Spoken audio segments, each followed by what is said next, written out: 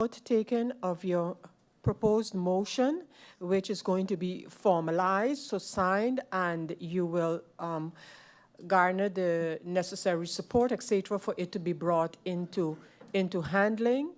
Of course, members of Parliament are hearing it, and as copies are had, you know, I'm sure members will chime in on the motion. So, MP York, thank you, and I now continue, and I give the floor to MP Irion. MP Irion, you have the floor.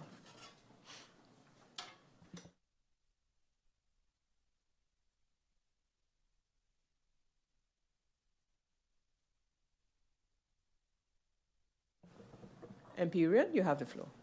Thank you, Madam President.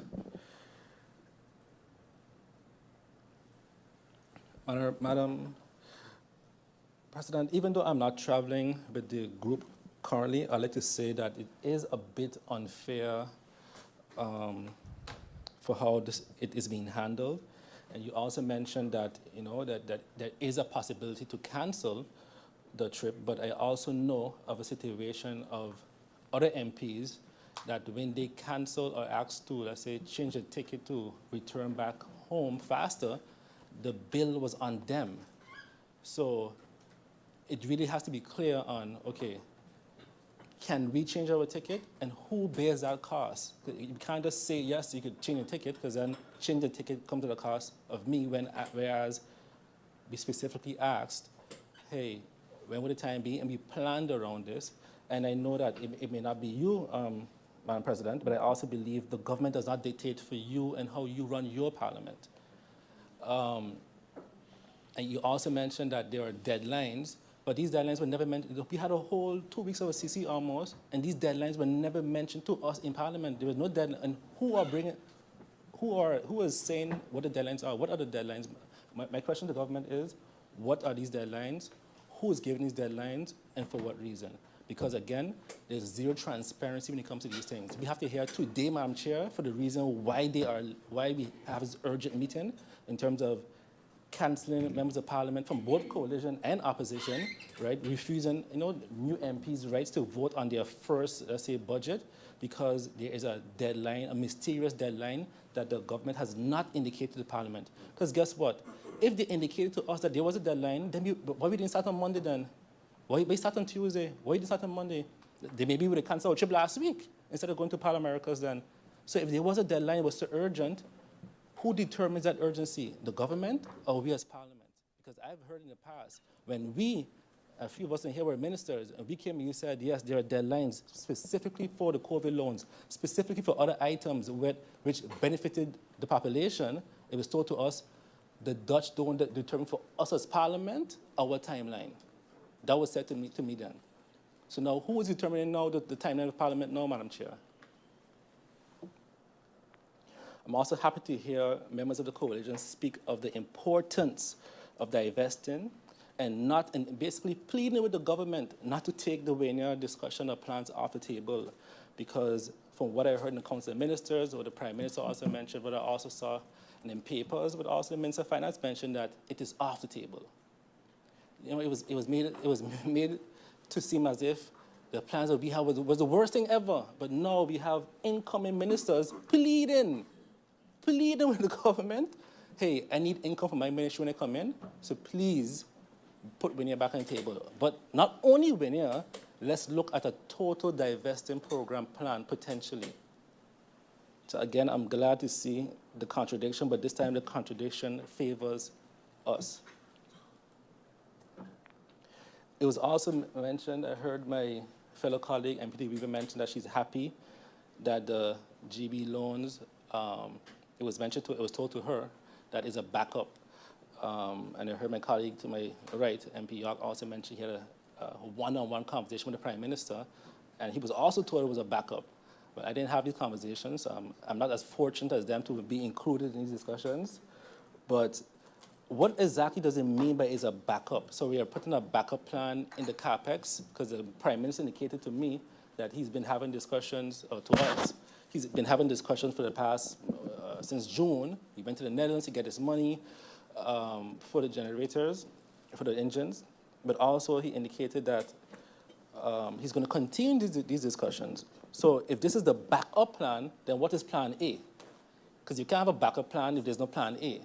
Because the Prime Minister also mentioned that on the local market, they basically said no, that they weren't going to finance. So if this is the backup plan, I'm asking the Prime Minister, I'm asking the government, what is plan A? What is plan A? Because I mentioned, Madam Chair, that, hey, I believe that GB should get their own loan, even if it's a bit of a higher interest rate. Let's say it's at 6%, let's say it's at 7%. Because when I speak to the population, they believe and they're under the impression, especially after the little dramatic speech from the government last week in regards to GB, that they believe that after this loan, this budget is approved, the engines are coming this year. And that's not the case. The engines are 2 to 3 years out.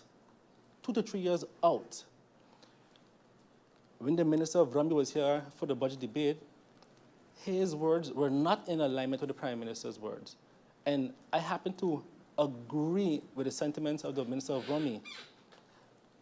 I would rather see that GB handles their loan at a higher interest rate, even if they have to. Because I would also like to ask this question, Madam President. Is there any possibility for GB to get financing outside of the local market, as the government mentioned? Did they attempt, because I know for sure at least one entity that's willing. So did the government attempt to get any financing outside of just looking at St. Martin, the local context? That's one. And is the concern only that it would be at 7% or 6%?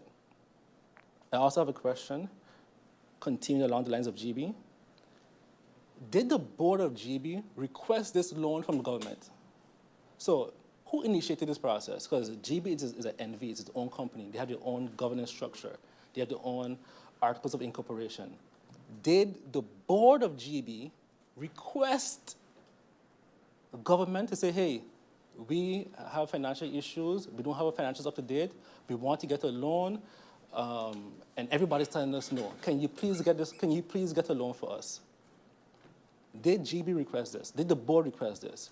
Does the government have approval from the board of GB to go through with this process? Was there a shareholders meeting where these discussions happened?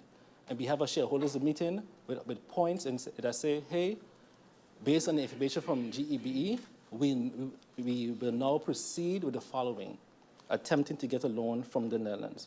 And if that's the case, Madam President, I would like to know the date of this approval.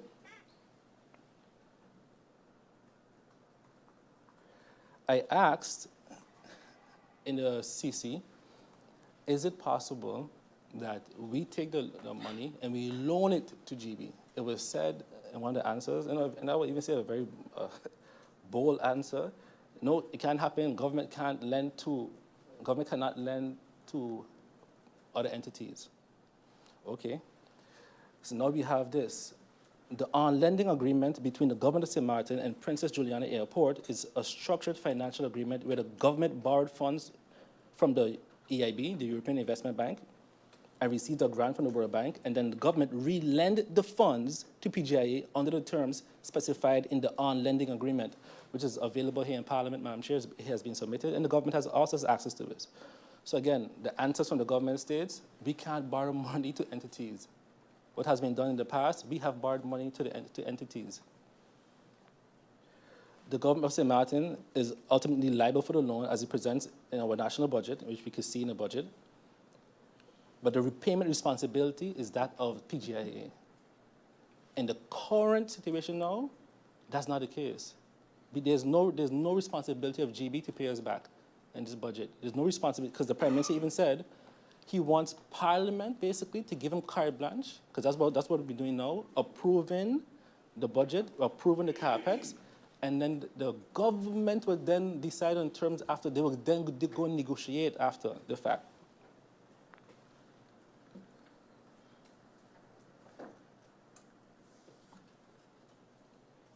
Continue with the on-lending of the PGIA. This is designed to help reduce PGIA's financial risk while ensuring the progress on the strategic national project. This is something I believe, Madam President, should have been considered for GB, and not because it was the last government that did it, because why reinvent the wheel? Why take on additional risk just to say, oh no, they did it that way, so we're going to do it differently? When we have a proven system, and not only a proven system, a system that actually benefits the government with a full reflows program, so that government then is able to take the interest and reinvest in the public.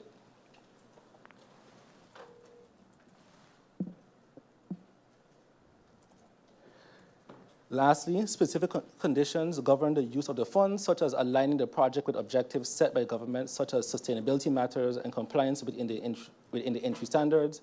This can also include covenants that GB must meet regarding the financial reporting, operational performance, and adherence to timelines.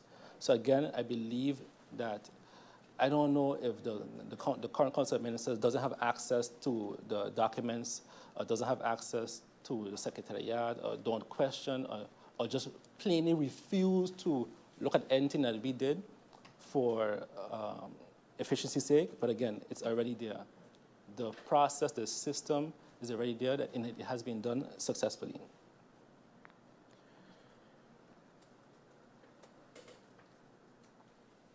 My colleague, Ms. MP York, touched on the tax holidays, and the answers were very, let's say, contradicting. And that's why I'm glad that when we publish these answers, that the public also gets to see how the government just contradicts itself. And one answer is stated that, yes, when a tax holiday is given, we cannot calculate the revenue loss because we cannot calculate the loss of, yes, the revenue loss. And the following answer states why it's beneficial because of the calculations of the revenue that will potentially be earned by the tax holiday because of the jobs and this and that. So my question then is, if we can't calculate the revenue loss, which is a lot easier to calculate because we know, for example, if they have this amount of rooms, how much TFT we can expect, the projections will be a lot easier. But something that's even more unpredictable, we for sure know we can calculate.